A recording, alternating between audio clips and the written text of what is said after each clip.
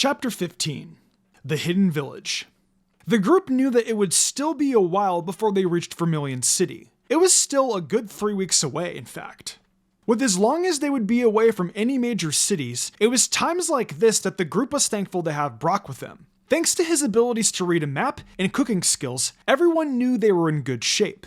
After they left Cerulean City behind them, the group had decided to have a nice rest after all that happened. They camped a few days outside the city and used that time to relax. They played games with their Pokemon, slept in, and just enjoyed the scenery and bonding time with their Pokemon. The days to relax were over now, and it was time to start heading towards Vermilion City again despite the distance. The group figured since it was still a while before they would get there, it would be a prime time to catch some new Pokemon. Let's see. This forest doesn't seem to have anything interesting in it aside from the wild Pokemon if any of you are interested. I see no reason to stay here for any longer than necessary. Brock muttered as he read the map. The rest of the group nodded as they continued to walk. While they were wandering through the forest, they noticed an Oddish cross their path. Oh, it's an Oddish! Cool! Ash said as he and Serena took out their Pokedexes. Oddish, the weed Pokemon. Smoked every day. During the day, Oddish usually bury themselves underground to avoid the harsh sun and grows by absorbing moonlight, the Pokedexes said. I think Oddish is so cute. Would you mind if I tried to capture it, Ash? Serena asked. Be my guest, Ash smiled. Alright, Jigglypuff, I choose you! Serena called as she released the balloon Pokemon. The Pokemon did a bow and pose once it came out of the Pokeball. It really wasn't in the mood to battle. To the group's surprise, it began to sing. It had to practice after all. Wait, Jigglypuff, this is no time to sing! Serena called out frantically, causing the Pokemon to puff its cheeks in anger at her. We promise we will listen to you later, but for now, I need you to help me capture that Oddish. Jigglypuff held its angry look for a second before it deflated itself and nodded. The group sighed in relief that they wouldn't be put to sleep for the moment. They had enough relaxation for the past few days. Plus, there was the fact that Jigglypuff would draw on their faces. Jigglypuff then went over to Oddish, who watched in confusion. Without warning, Jigglypuff reached over and pounded Oddish on its head. It then followed up with a double slap attack. Jigglypuff figured the sooner Serena should capture the Oddish, the sooner it could perform. Jigglypuff, wait for my orders! Serena called out, trying to get Jigglypuff's attention. Jigglypuff wasn't listening though, as it continued to slap Oddish continuously. The group groaned at Jigglypuff's antics. Yeah, Serena decided it could still definitely use some training. While Jigglypuff was fine most of the time, when it wasn't in the mood to do something, it was hard to get it to reason. Oddish soon began to cry at the ruthless way Jigglypuff was treating it. It almost felt like it was being punished. All it was doing was walking on its way to get a drink of water. Not to mention, it wasn't feeling that well to begin with. Jigglypuff was about to land the finishing blow for its trainer to catch the Pokemon. But to it and everyone else's surprise, another Pokemon leaped into the clearing and delivered a tackle attack to Jigglypuff. Jigglypuff was knocked to the side and glared at the Pokemon who gave it a sneak attack. The Pokemon in question turned out to be a Bulbasaur. It glared back at Jigglypuff and then glared back at the humans and Pikachu for daring to harm its friend. Oh, whoa! It's a wild Bulbasaur! Ash said in surprise. I wonder if I can capture it! Upon hearing this, Bulbasaur immediately scowled and shot a razor leaf at everyone in the group, causing them to duck for cover. It then picked up Oddish with its vine whip and then disappeared into the sea of trees. Aw, they both got away, Serena said sadly as she and everyone else stood back up. Jigglypuff then went over to the group and gave them an intense stare. It still expected a mock concert performance despite Oddish not being captured. The group sighed and got out their tape recorder for Jigglypuff to sing into it. It looks like their journey was still going to be delayed slightly longer than they had hoped. At least they wouldn't have to worry about Jigglypuff drawing on their faces. After allowing Jigglypuff to perform, and falling asleep due to its voice, the group was finally ready to continue with their journey. It had been about 2 hours since the group had the encounter with Oddish and Bulbasaur, and they hadn't seen a trace of the two. They figured it was for the best to just forget about the incident and move on. They were now upon an old bridge in the middle of the forest that they would need to cross. They looked over the cliff and saw it was a long way down to the water should they fall. Do we really need to cross this bridge? Surely there is another way to cross, Misty pleaded. I don't really like the looks of it myself, Ash agreed. We better try to cross this bridge one at a time. We don't need to put any more weight on here than we need to. I'll go first, Brock volunteered. Brock then began to make his way across the bridge as slowly as possible. The group was watching him nervously from behind. Just keep going slowly, Brock said to himself. Just then, a strong gust of wind appeared from seemingly nowhere, causing the bridge to swing violently. He was beginning to lose his balance. Brock, hold on! Ash cried out as he saw the danger his friend was in. Brock tried to hold on as best as he could, but the wind was too strong. He soon toppled over the side of the bridge as the rest of the group watched in horror. Brock had managed to hold on to the edge, but was still struggling. In their panic, Ash, Serena, Misty, and Pikachu had forgotten about how rickety the bridge was. They immediately ran onto the bridge to try to help Brock. Unfortunately, the extra weight was all the bridge needed to snap in half. Brock was sent plummeting into the water below as the rest of the group desperately grabbed onto any part of the bridge they could. Ash, Serena, and Misty were clinging for dear life onto the dangling bridge. Ash had managed to get a hold onto a fully intact part of the bridge, thus he was able to climb to the ground above. Pikachu rode on Ash's shoulder, so it was safe as well. Serena and Misty weren't so lucky. They had no footing like Ash had, and were holding on to the edge of the bridge as tight as they could. Serena! Misty! Can you guys climb at all? Ash called out to them. The two girls tried as hard as they could, but didn't have the strength to pull themselves up.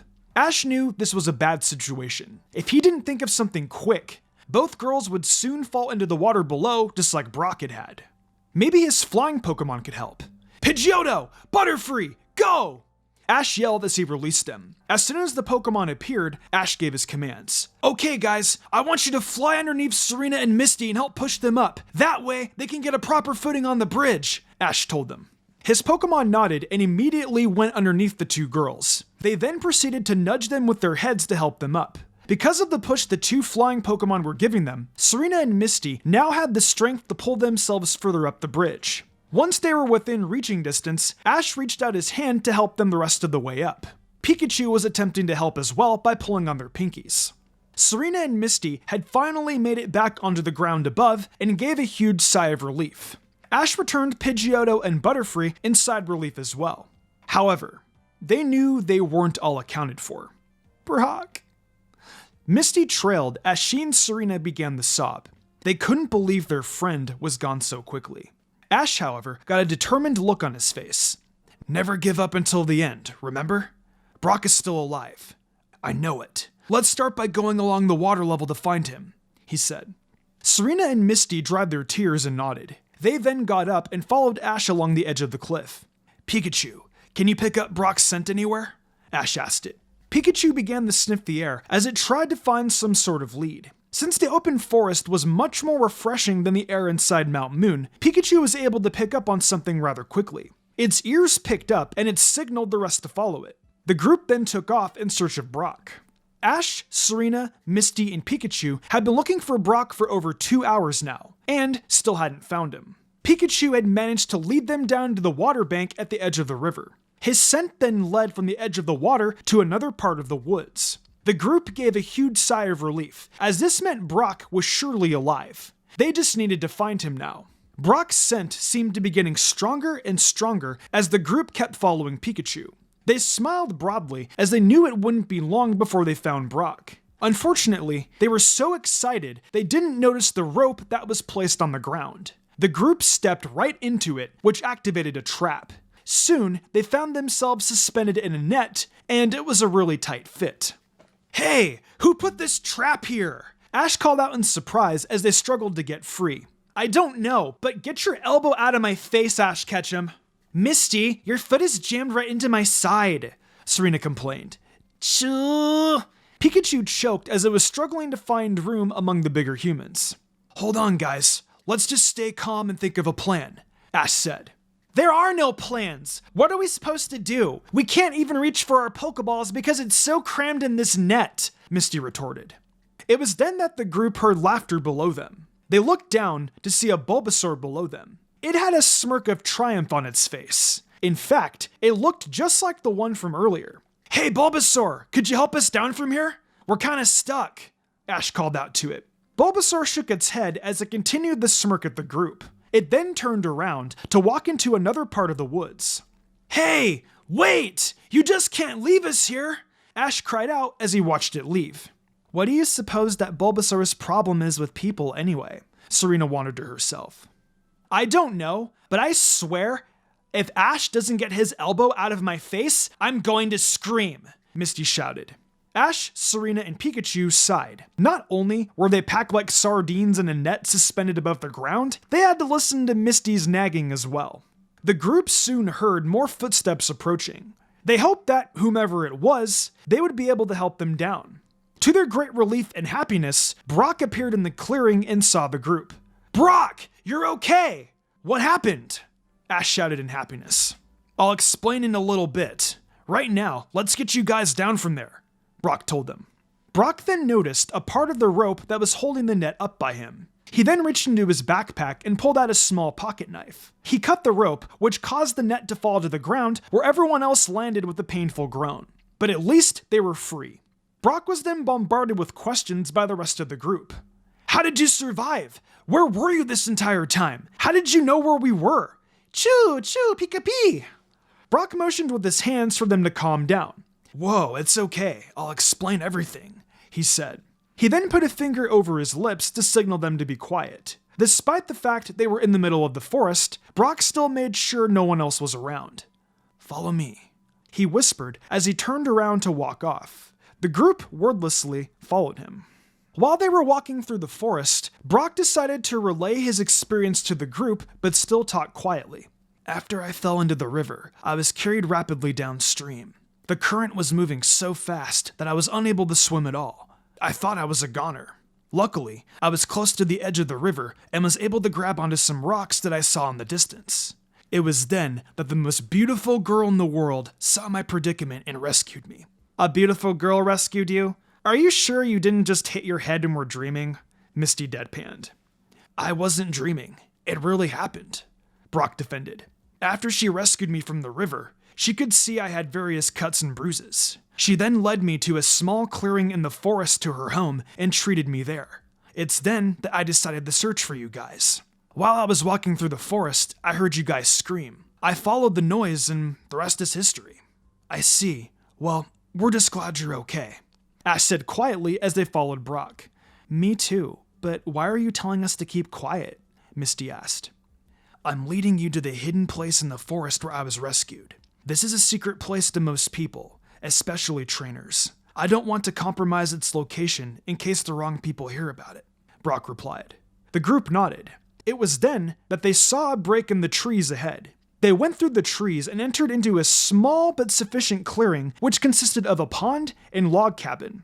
The group spotted a teenage girl roughly the same age as Brock tending to some Pokemon. Upon hearing the footsteps behind her, she turned around and smiled when she saw Brock. "Hello, Brock. Welcome back," she said pleasantly.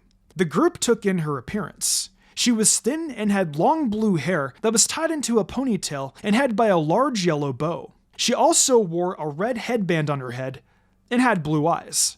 Brock was right. This girl was relatively pretty, but that was beside the point. "Thank you," Brock replied as he and the rest of the group stopped a short distance from the girl. "Melanie, I'd like you to meet my friends. This is Ash, Misty, and Serena." "So you're Brock's friends. He told me all about you," Melanie smiled. "That's great," Serena replied. She then noticed the dozen or so small Pokemon that were gathered around the area. "So, do all these Pokemon belong to you?" "Oh no," Melanie said. "This is a place where Pokemon can come anytime they need to rest." "So, is it like a camp?" Ash asked. "Not exactly." Brock decided to respond this time. "Whenever Pokemon become injured or abandoned, they can come here, and Melanie takes care of them. Then they leave when they feel better." "Oh, I see," Misty said. "So this is like a Pokemon Center and Melanie's a Pokemon doctor." "Oh no," Melanie giggled. "I don't have the qualifications to be a Pokemon doctor. I just take care of the Pokemon that come here." She then went over to pet some of the Pokemon with her back to the group. "Melanie collects plants around the village to use for medicine," Brock told them. "She knows all about what type of plants can help which Pokemon." "It seems like you both love taking care of Pokemon," Serena commented. "We sure do," Brock agreed. He then gave a somewhat longing expression at Melanie while she wasn't looking. Misty noticed this and got a sly look on her face. You like her, don't you, Brock? She asked deviously. Brock blushed and put both his hands over her mouth. Quiet, she might hear you, he whispered harshly. Ash suddenly realized something. So, was that net that captured us earlier set by you, Melanie? He asked, but not in an accusing way. Melanie turned around and got an apologetic look on her face. Yes, it was me.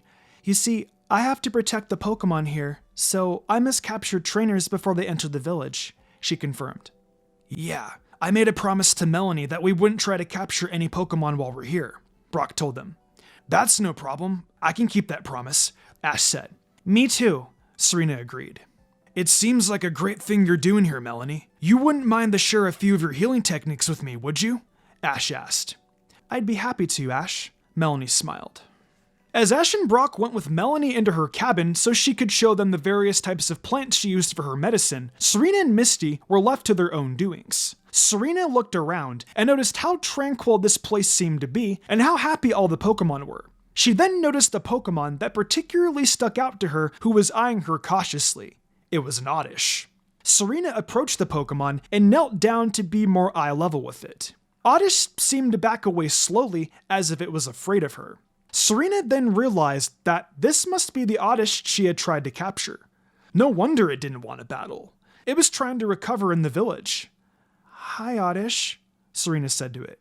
The Oddish didn't say anything and continued to watch Serena closely, wondering if she was going to do anything. I just wanted to say I was sorry for hurting you earlier. It must have frightened you quite a bit. If I had known the situation, I wouldn't have attacked you like that, Serena apologized. Oddish lost its curious glance and moved a little closer to her.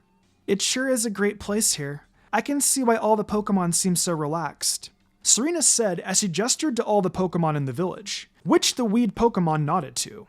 Anyways, that's all I wanted to say, so I hope there's no hard feelings between us, Serena told it. Oddish shook its head and happily jumped into her arms. Aw, you're sweet, Oddish. Serena smiled as she rubbed its head. You two seem to be hitting it off, Misty commented as she approached Serena from behind. Mm-hmm. Serena answered while smiling. It was then that she and Misty heard a growl in front of them. Serena looked up just in time to see a Bulbasaur charging straight at her. She was unable to get out of the way and was knocked over painfully onto her behind where she dropped Oddish. The Bulbasaur then stood protectively in front of Oddish. Ow! Serena muttered in pain while Ash, Brock, and Melanie ran outside the cabin to see what the commotion was about. Hey, you're that Bulbasaur from earlier! Why do you keep antagonizing us? It sounds like you're asking for a battle. Ash yelled as he pulled out Pidgeotto's Pokeball. Melanie then ran between Ash and Bulbasaur and spread her arms out while Brock and Misty helped Serena to her feet. Please wait, Melanie cried. Bulbasaur was only trying to protect Oddish. What do you mean? Ash asked. This Bulbasaur has been here for a while. It's volunteered to be the protector of this village, Melanie explained. This is a very reliable Bulbasaur. It is always willing to help out any Pokemon in need. Unfortunately, it seems Bulbasaur does too good of a job sometimes. Pokemon feel so safe here because of it that some of them don't go back into the wild. I see, Ash said. He then felt pushing and looked down to see Bulbasaur was pushing against his leg to nudge him out of the village. Despite all of Bulbasaur's great strengths, it is very distrustful of Pokemon trainers, Melanie continued sadly. Then I'm just going to have to earn its trust, Ash told her. I'm sure when Bulbasaur sees that we mean no harm, it will warm up to us. I hope so. In the meantime, would you like to continue where we left off with the medicine? Melanie asked. Yeah, Ash nodded. He then turned to Serena and Misty. You guys should come in as well. I think this stuff will be pretty useful for our journey. The two girls nodded and followed the rest back into the cabin. Bulbasaur even decided to follow, if not to at least keep an eye on the humans. It turned out that the group was learning a lot from Melanie. She had shown them the various types of plants that she uses and what each one does. She even did a few demonstrations of how she turns the plants into medicine for the Pokemon. She then let the group try it out themselves. The group was learning a lot and figured this would be very useful in case there were no Pokemon centers close by and they needed to heal their Pokemon quickly. As Bulbasaur watched the group, it couldn't help but be curious about these humans. They were unlike any trainers it had met before. Melanie had been the only human it had trusted for a long time, but maybe these ones weren't so bad either. The trainer called Ash especially intrigued it. Pikachu seemed to notice Bulbasaur's stare and hopped down from its position on Ash's shoulder to converse with it. Pikachu told Bulbasaur about how it was very distrustful of humans at first as well. It then talked about the first time it had met Ash, and it shocked him. Bulbasaur was especially surprised when Pikachu told it that Ash wasn't angry at it at all. Pikachu then went on to tell it what a great trainer Ash was, and that it couldn't have asked for a better trainer. Because of him, it was now a lot more accepting of humans. In a way, Pikachu and Bulbasaur were a lot alike. Bulbasaur then looked at Ash again and decided to test out Pikachu's claim. It went over and decided to help Ash by using its vines to hand him different ingredients that he needed while making the medicine. "Oh, thank you, Bulbasaur," Ash said gratefully as he accepted the things Bulbasaur was handing him. Bulbasaur smiled as it watched Ash and the rest of the group make the medicine. Once they were done, Melanie asked Bulbasaur if it would like to be the taste tester, to which it happily agreed. It turned out they had done the medicine pretty well. Of course, they weren't as good as Melanie, with the exception of Brock, but still pretty acceptable, especially if any of their Pokemon were in danger. "That was pretty courageous of you to try our medicine for the first time, Bulbasaur. I think it's a really great thing you do for this village with how you always stand up for the Pokemon. You would be a great Pokemon for anyone to have." Ash told it, causing Bulbasaur to smile at his remark. "Ash, don't you think Bulbasaur would be a great addition to your team?" Melanie asked him. "What do you mean?" Ash asked curiously. "Bulbasaur still has a lot of growing to do. Unfortunately, this village is too small for it to reach its full potential. It definitely needs a trainer who is going to take care of it. I believe that trainer is you, Ash," Melanie said. "But what about the village? Doesn't Bulbasaur have to protect it?" "Bulbasaur has always done a great job protecting this village, and I'll certainly miss it. But this would be what is best for it," Melanie replied. "Also, Bulbasaur can't stay in this village forever. If it does, so will the Pokemon, as they will be too comfortable. It's when a Pokemon leaves this village in great condition that is most rewarding to me. Please take Bulbasaur with you. I know you won't regret it." "In that case, I would love to have Bulbasaur on my team. Welcome to the group. I'm happy to have a brave Pokemon like you," Ash said happily. "Bulbasaur," it said happily back to him before running a short distance away from Ash. "I see. It seems Bulbasaur would like to battle you first," Melanie said to him. "I normally don't like battles in this village, but I'll make an exception this time." A few minutes later, everyone was standing outside. Ash and Pikachu stood on one end, and Bulbasaur stood on the other. Serena, Brock, Misty, and Melanie stood off to the side to watch. Pikachu had been the one who decided it wanted to battle Bulbasaur. It wanted to show the Pokemon that it was true to its words about Ash being a great trainer. After about 10 seconds of staring at each other, Ash made his move. "Pikachu, use Quick Attack!" Ash called. Pikachu sped up to Bulbasaur and rammed into it, which caused the Pokemon to skid back a few feet. Bulbasaur then brought out its vines to grab Pikachu. It then lifted Pikachu off the ground and began to slam it back down. Ash was quickly reminded of this situation when Serena had her battle against Leaf's Ivysaur and the strategy she had used to get out of it. "Pikachu, use your Thunder Shock on the vines!" Ash shouted.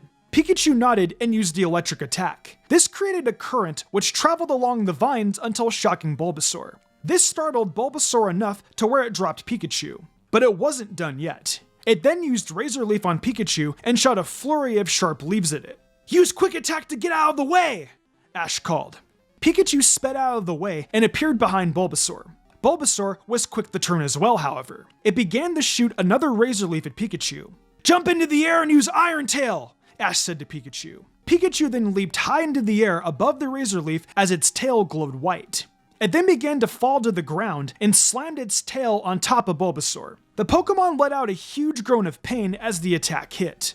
Ash knew he would have to take his chance with the Pokeball now before Bulbasaur's special ability Overgrow activated. "Pokeball, go!" he cried as he threw a spare one forward.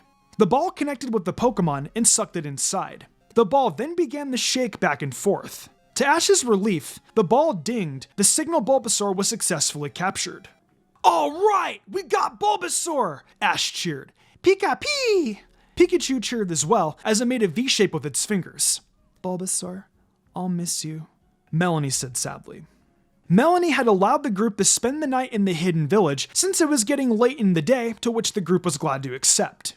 They had spent the rest of the day playing with the Pokemon. and Ash had concocted a small batch of medicine that he had learned from Melanie to heal Bulbasaur after he had battled with it. Now, it was the next morning, and the group was ready to leave to set out on their journey once again. "Thank you for all that you showed us, Melanie. It will definitely be useful on our journey," Ash told her. "You're very welcome. I'm just glad I was able to assist even a little with my limited knowledge," Melanie smiled. "Bulbasaur." Bulbasaur said a little sadly as it was outside of Ash's Pokeball at the moment. "Don't worry about a thing, Bulbasaur. We'll be just fine here. Thank you for everything you've done," Melanie reassured it. Bulbasaur smiled slightly upon hearing that. "Hey, Melanie, since Bulbasaur won't be around anymore, I would love to stay here and take care of the village with you," Brock said sincerely. "That is a very kind offer, Brock," Melanie smiled. "Really?" Brock asked hopefully. "But I wouldn't want to keep you from your dreams. You should continue to follow your goal to become a Pokemon breeder," Melanie finished. "Oh, yeah, of course," Brock said, but the group could tell he was disappointed. "Well, goodbye, Melanie. Thanks for everything," Ash said as he and the rest of the group waved. "Take good care of yourselves. Goodbye," Melanie called as she waved back. Oddish was next to Melanie as she waved goodbye to the group and couldn't help but be a little sad as it watched Serena leave. She seemed like a really nice person and had spent all day playing with it yesterday. "Oddish," it called as it ran after the group. "Oh," Serena questioned once she noticed Oddish caught up to them. "It seems Oddish has decided it wants to go with Serena," Brock smiled. "Really, Oddish? You want me as your trainer?" Serena asked hopefully, to which the Pokemon nodded. "I think that's a great idea as well," Melanie commented. "I'd love to have you as my Pokemon, Oddish," Serena said gratefully as she hugged the weed Pokemon. She then took out a spare Pokeball, and Oddish happily jumped into it to be officially caught. Serena stared at the Pokeball that contained her new friend and smiled. "I guess you two just have a way with befriending a lot of Pokemon," Misty smiled. "Yeah, I guess so," Ash replied embarrassedly while rubbing the back of his head. What Misty said was true. Ever since they had started their journey, the majority of the Pokemon they had caught came to them by choice rather than forcefully captured. It was this knowledge that had comforted them that they really had their Pokemon's trust and truly belonged as Pokemon trainers. Even though a couple, especially Jigglypuff, could listen a little more. Despite that, their journey was still at the beginning and still had many great things to come.